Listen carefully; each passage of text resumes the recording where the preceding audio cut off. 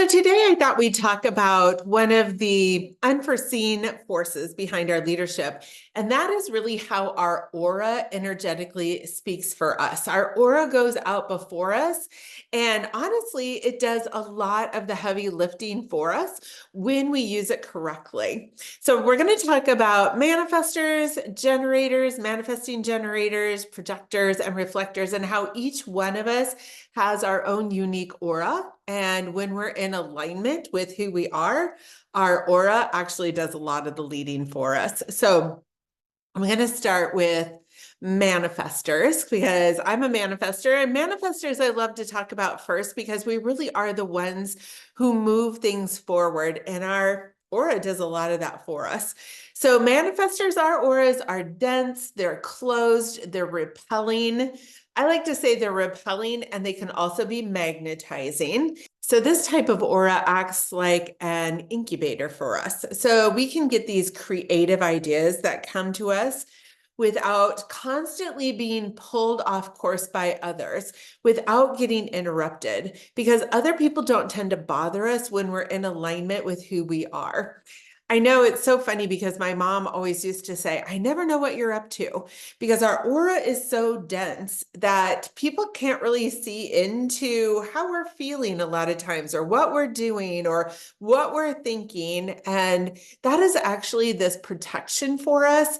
So we can take these creative urges, play with them for a little bit, and get used to this idea before we bring it out into the world. It also acts somewhat like a boundary enforcement. So with this dense aura, a lot of people don't want to infringe on our boundaries, especially initially when they don't know us. However, after a while, when they get used to us, they can tend to cross our boundaries when we don't set them firmly or when we're out of alignment.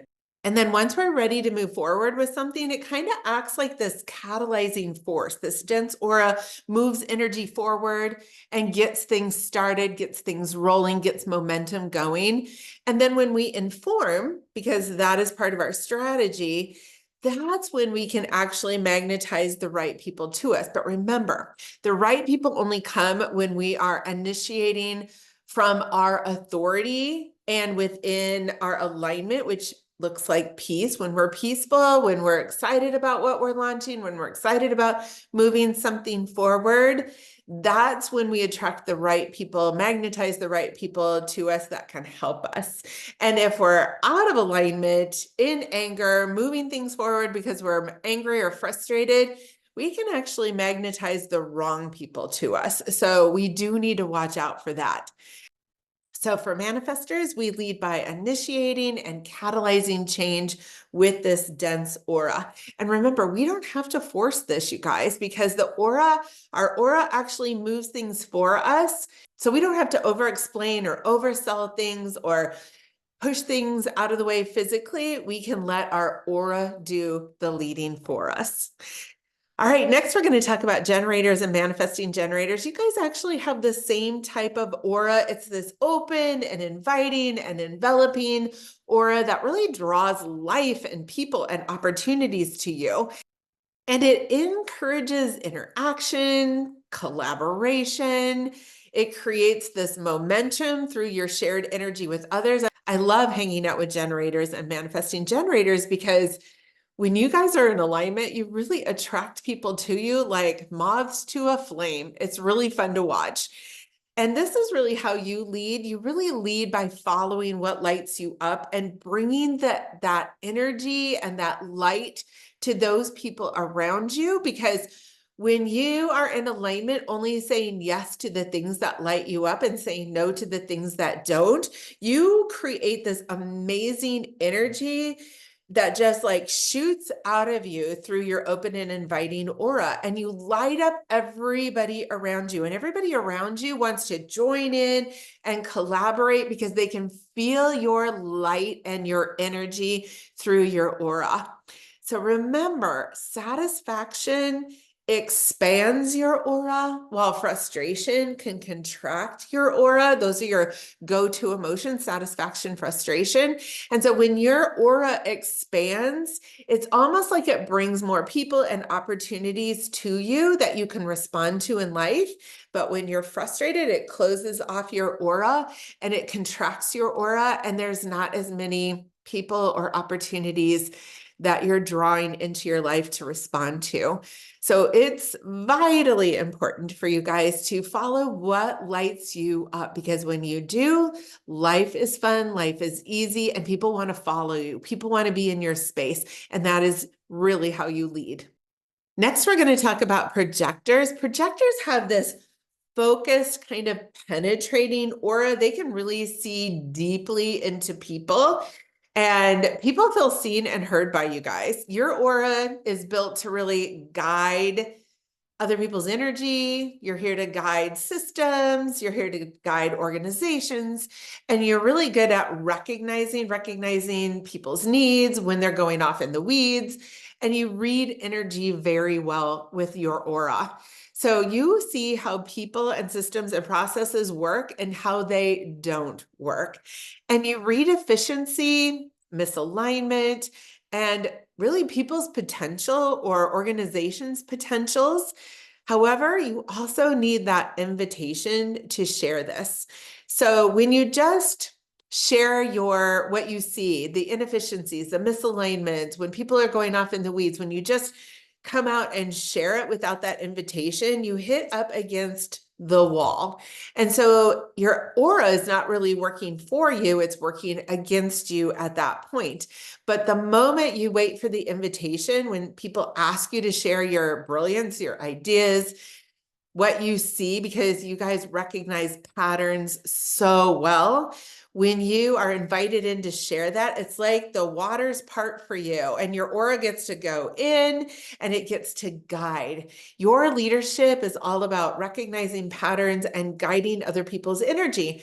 And so just to give you an example, I know the projectors in my life can feel my willpower because I have my heart center filled in, and they know when I am using my willpower against my alignment. So if I'm not using my authority and taking on decisions that are in alignment for me, but just, saying yes to things that I really don't want to do and using sheer force and willpower to move things forward instead of allowing my aura to move things forward, you guys can see this. So you really see when people are using their energy incorrectly and they're not listening to their inner authority, when they're just going out and doing things out of alignment, you really do see that. And you're able to guide them back when you're invited in. So that is how your aura works.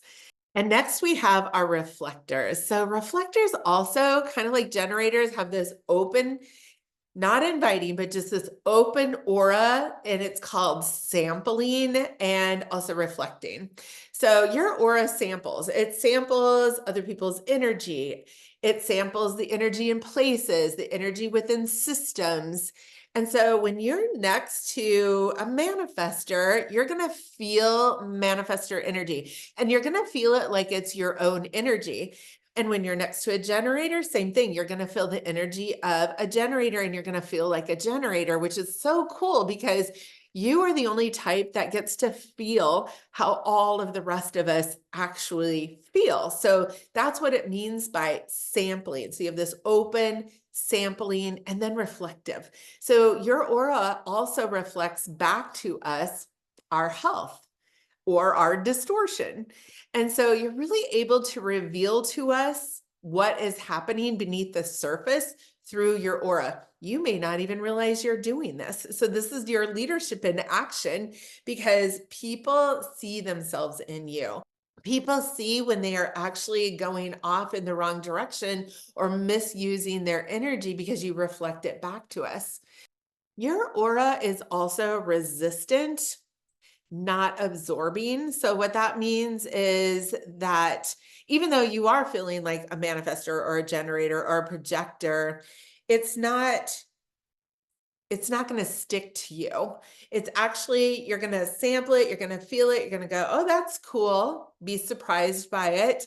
And then you're going to move on without absorbing it. However, it's really important to know that you do really need to surround yourself with healthy people and healthy environments, because if you're constantly in an unhealthy environment around unhealthy people, you eventually get sick and unhealthy yourself. And it's not because this energy is sticking to you, it's just that it's ever present in your sampling and open aura. So be careful that you're hanging around people that feel good to you in environments that feel good to you. You actually lead through reflection. And I think you're one of the most important leaders in allowing your aura to lead for you, because just being in the middle of a community, a team, wherever you are, you reflect back to people when they are going in the right direction, when they're not, when an organization is healthy, when it's not. And you're able to offer this objective truth. And you're somewhat like an oracle. Like, you're here to share truth. You're here to be the messenger of divine insight. Stuff will come out of you that people will go, oh my gosh, that's exactly what I needed to hear. Because you're reflecting back to people who they are, what they're about, if they're healthy, if they're distorted. So your aura does a lot of that for you. You don't have to force it. You don't have to think of things to say. Things just come to you that need to be said. So it's kind of a cool aura, you guys. Yeah, I just think I would love to sample that for one day because I think it's pretty amazing. So yeah, there you have it. When we work with our auras, they actually do the heavy lifting. So think about this. When a manifestor rests, they're able to bring these creative ideas and desires to them. When we don't rest, we're out of alignment. So it's important for us to rest and then follow those creative urges and really allow yourself to take time away from other people, so that that plan can form. And then once that plan is in a place to like start launching, that's when you inform, that's when you initiate things. We don't have to force, we don't have to push our ideas, we don't have to oversell our ideas. Our aura catalyzes the impact for us when we're in alignment. And then when generators follow what lights them up and learn to say no when things don't light them up, when they're not feeling it in their body, that they should say yes, to set those boundaries, then life lights them up. And when life lights them up, more things come to them to respond to, and they literally light up the world around them, and people are naturally magnetized towards them. So they become the leader because they are lit up and people are magnetized towards them. And then when a projector waits for the invitation to share their brilliance, their pattern recognition, what they see deeply, how people's energy is working, people will be ready for them and their guidance. And so their leadership is all about guidance and direction that can literally change the world. And then when reflectors balance their time alone with their time in the center of healthy environments, healthy organizations, healthy people, when they allow themselves to flow through time and not force things to happen with their energy, they become the oracle. And they show us what's good and right in the world. And they don't have to effort. They just get to flow. It's such a beautiful thing. So that's how our auras work. And that's how they help us lead without efforting, without forcing. It's such a beautiful thing. So thanks for listening. And I'll see you back here for some other tips on leadership and human design.